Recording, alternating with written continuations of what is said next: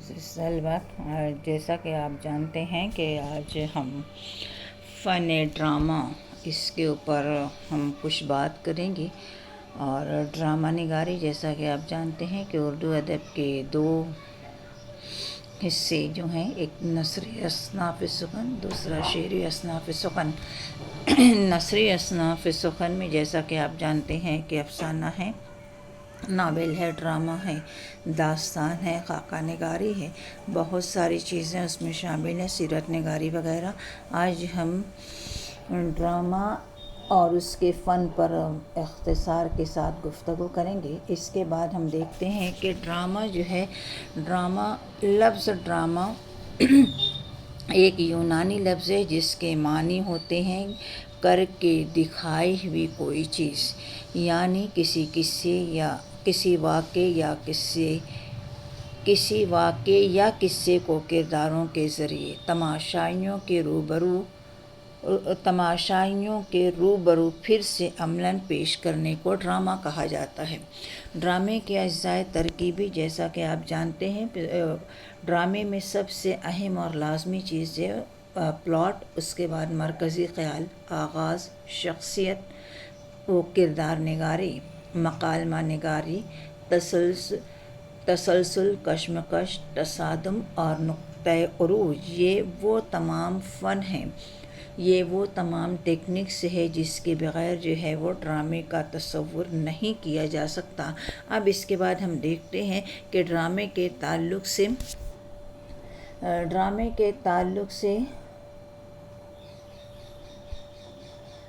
अरस्तु ने ड्रामे के फ़न को 6 हिस्सों में तकसीम किया है, और इनमें नंबर 1 प्लॉट, दूसरा किरदार निगारी, तीसरा मरकज़ी ख़याल, चौथा मकालमा, पाँचवा मौसीकी और छठा आराइश है। अरस्तु ने ड्रामे के फ़न में प्लॉट को ज़्यादा अहमियत दी है। अरस्तु ने ड्रामे के अमल को नक़्ल कहा है।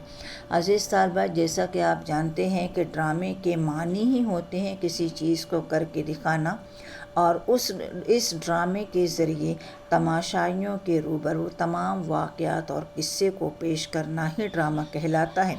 लेकिन ड्रामे के फ़नी अज्ज़ा में जैसा कि आप जानते हैं कि अरस्तु ने ज़्यादा अहमियत जो है उसने प्लॉट को दी है, क्योंकि प्लॉट या स्टेज वो फ़न है जिस पर सामईन और कारी जो हैं वो ये महसूस करते हैं कि आया ड्रामा जो पेश किया जा रहा है वो किस तबके से ताल्लुक़ रखता है, और उस ड्रामे के बुनियादी मक़ासिद क्या है, और ये ड्रामा किस तबके की नुमाइंदगी कर रहा है।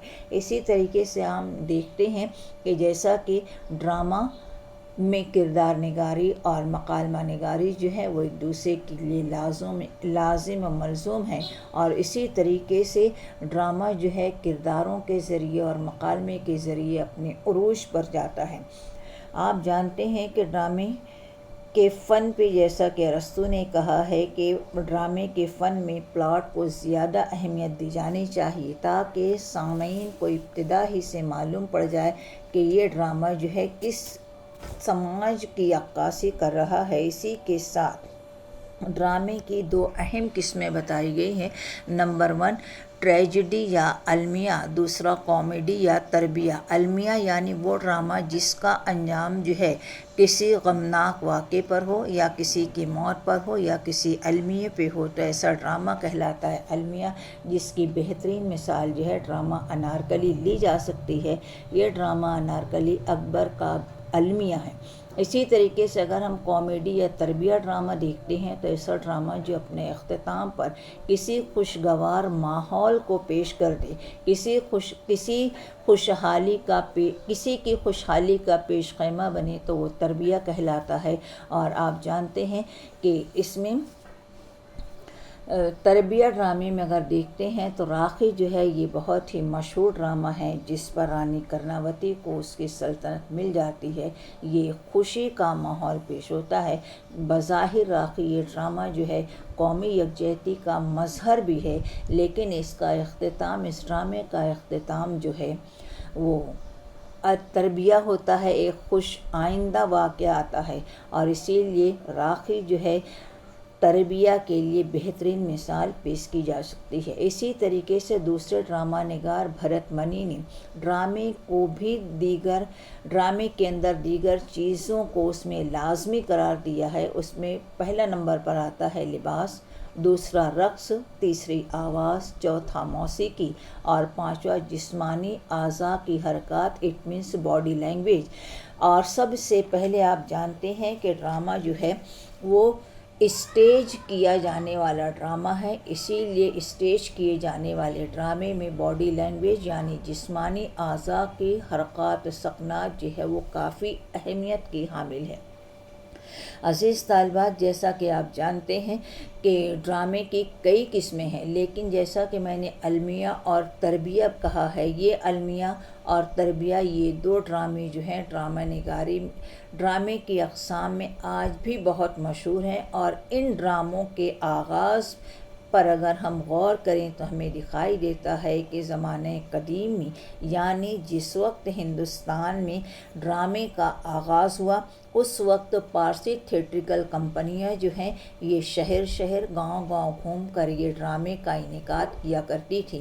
بظاہر یہ پارسی تھیٹریکل کمپنیاں جو ہیں جنہیں بہت زیادہ وقت بھی لگتا تھا، دقت کا سامنا بھی ہوتا تھا، اور ایک جگہ سے دوسری جگہ جو ہے سارے لوازمات کو لے کر جانا، ماحول کو دیکھنا اور اس کے بعد جو ہے ڈرامے کو اسٹیج کرنا یہ کافی مشکل کام تھا۔ لیکن ہندوستان میں پارسی تھیٹریکل کمپنیوں نے ڈرامے کا آغاز کیا، اور اس وقت پارسی کا پہلا دستیاب ڈرامہ جو ہے وہ خورشید کے نام سے جانا جاتا ہے۔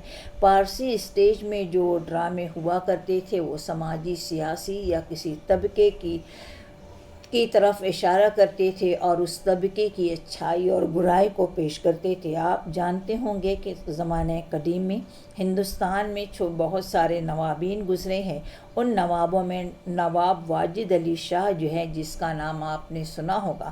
نواب واجد علی شاہ جو ہیں اردو ادب کے پہلے ڈرامہ نگار کہلاتے ہیں، جن کے 3 ڈرامے جو ہیں وہ کافی مشہور ہوئے۔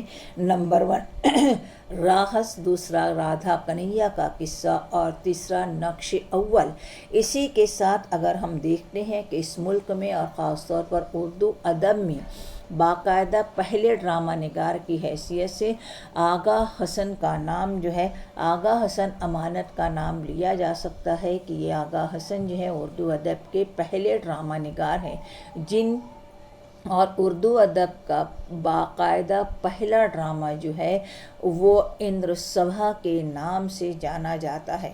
اسی طریقے سے اردو ادب میں منظوم ڈراموں کی ابتدا جو تھی وہ نواب واجد علی شاہ کے زمانے سے ہوئی، لیکن آج ہم دیکھتے ہیں کہ نواب واجد علی شاہ اور ڈرامہ جو ہے جس دور میں گزرا ہے، دور حاضر میں ڈرامہ جو ہے آج گوشہ نشین ہو چکا ہے، اور اس کی جگہ جو ہے اس نے سینما نے لے لی ہے۔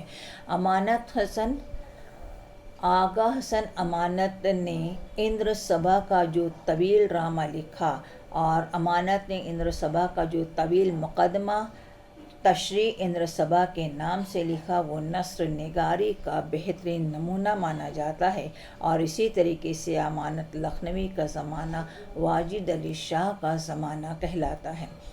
یوں دیکھا جائے تو امانت کے بہت سارے ڈرامے ہیں، امانت نے صرف یہی ایک ڈرامہ یعنی اندر سبھا تخلیق کیا تھا، اور آج بھی اندر سبھا جو ہے اردو ڈرامہ نگاری میں اور اردو ڈراموں میں اپنا مقام آپ رکھتا ہے۔ عزیز طالبات، آج ہم دیکھتے ہیں کہ اردو ڈرامہ لفظ ڈرامہ آنے کے ساتھ ہی ہمارے ذہن میں امتیاز علی تاج کا مشہور شاہکار ڈرامہ انارکلی آتا ہے، جو آج بھی اردو ادب کا کوہ نور ہیرا کہلاتا ہے۔ عزیز طالبات، اس کے بعد ہم دیکھیں گے ڈرامہ انارکلی اور انارکلی کے فنی اجزاء۔ Thank you very much.